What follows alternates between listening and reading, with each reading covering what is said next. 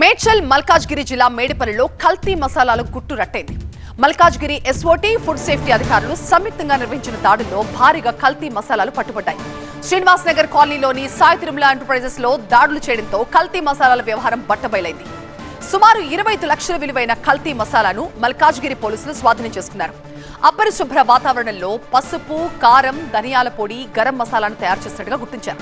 అంతేకాదు కారం పొడిలో ఏకంగా 30% రంపప్పు పొట్టు కలుపుతున్నట్టుగా తేలడం షాక్ ఇస్తోంది. దీంతో పాటు ప్రముఖ బ్రాండ్ ని పోలినట్టుండేలాగా స్వస్తిక్ డిష్ పేరిట డూప్లికేట్ లేబుల్స్, ప్యాకింగ్ తో ప్రజలను మోసం చేస్తున్నట్టుగా నిర్ధారించారు. ఈ దాడుల్లో 2300 కిలోల పసుపు, 3350 కిలోల కారం, 5140 కిలోల ధనియాల పొడి, 100 కిలోల గరం మసాలాని మల్కాజ్గిరి పోలీసులు స్వాధీనం చేసుకున్నారు. సత్యనారాయణ, రుద్రశేఖర్ అనే ఇద్దరిని అదుపులోకి తీసుకున్నారు.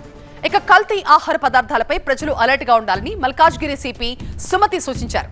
మసాలా ప్యాకెట్లపై ఉండే వివరాలని తప్పనిసరిగా కస్టమర్లు పరిశీలించాలని కోరారు.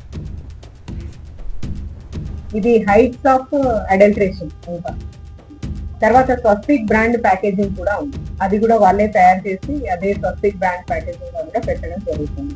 అయితే పర్సన్స్ దీంట్లో ఇన్వాల్వ్ అయిన వాళ్ళు ఇద్దరిని ఇప్పుడు కస్టడీలోకి తీసుకోవడం జరిగింది. సత్యనారాయణ అండ్ రుద్రశేఖర్ అని. ఇక్కడ ప్రాపర్టీ దాదాపుగా టర్మరిక్ పౌడర్ ఒక్క పసుపే 2300 కేజీలు సీజ్ చేయడం జరిగింది.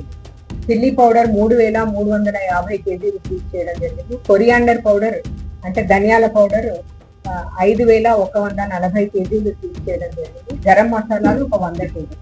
టోటల్ వర్త్ ఇక్కడ 25 లక్షల వర్త్ మెటీరియల్ సీజ్ చేయడం జరిగింది. ల్యాబ్ రిపోర్ట్ వచ్చిన తర్వాత తగిన సెక్షన్స్ యాడ్ చేయడం జరుగుతుంది.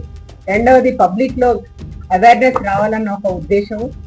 అట్లానే వీళ్ళు స్వస్తిక్ మార్క్ ఏది కింద వాళ్ళు బ్రాండ్ ఏదైతే ఉందో మనము ఒకసారి స్కాన్ చేసుకొని, ఈవెన్ సూపర్ మార్కెట్ లో కూడా ఇవి అమ్ముతున్నారు, మనము ఒకసారి స్కాన్ చేసుకొని చూసుకోవడము చాలా ఉచితమని నేను పబ్లిక్ ఈ ప్రకారంగా అవేర్నెస్ ఒకటైతే క్రియేట్ చేస్తున్నాం.